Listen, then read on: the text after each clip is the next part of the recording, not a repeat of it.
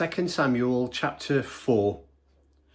Saul's son Ish-Bosheth heard that Abner had died in Hebron. His heart sank. The whole country was shaken. Ish-Bosheth had two men who were captains of raiding bands. One was named Baanah and the other Recab. They were sons of Rimmon the Beerothite, a Benjaminite.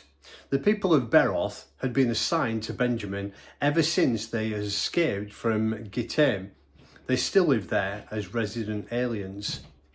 It so happened that Saul's son Jonathan had a son who was maimed in both feet.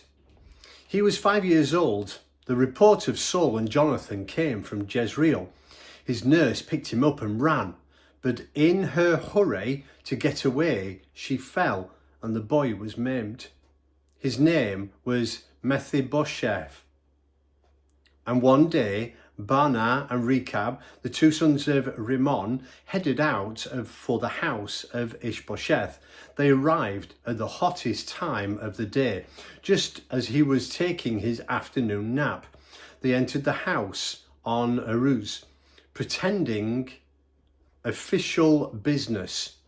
The maid guarding the bedroom had fallen asleep, so Recab and Baanah slipped by her and entered the room where Ish-Bosheth was asleep on his bed. They killed him and cut off his head, carrying it off as a trophy. They travelled all night long, taking the route through the Arabah Valley. They presented the head of Ish-Bosheth to David at Hebron, telling the king, "Here's the head of Ish-Bosheth, Saul's son, your enemy. He was out to kill you, but God has given vengeance to my master, the king, vengeance this very day on Saul and his children." David answered the brothers Recab and Baanah, sons of Rimmon the Beerothite, "As surely as God lives, the one who got me out of every trouble I've ever been in, when the messengers told me, 'Good news, Saul is dead.' Supposing I'd be delighted, I arrested him and killed him on the spot in Ziklag.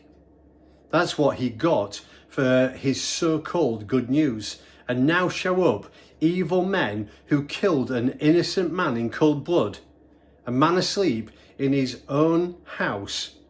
Don't think I won't find you guilty of murder and rid the country of you." David then issued orders to his soldiers. They killed the two, chopped off their hands and feet, and hung the corpses at the pool of Hebron. But Ish-Bosheth's head they took and buried in Abner's tomb in Hebron.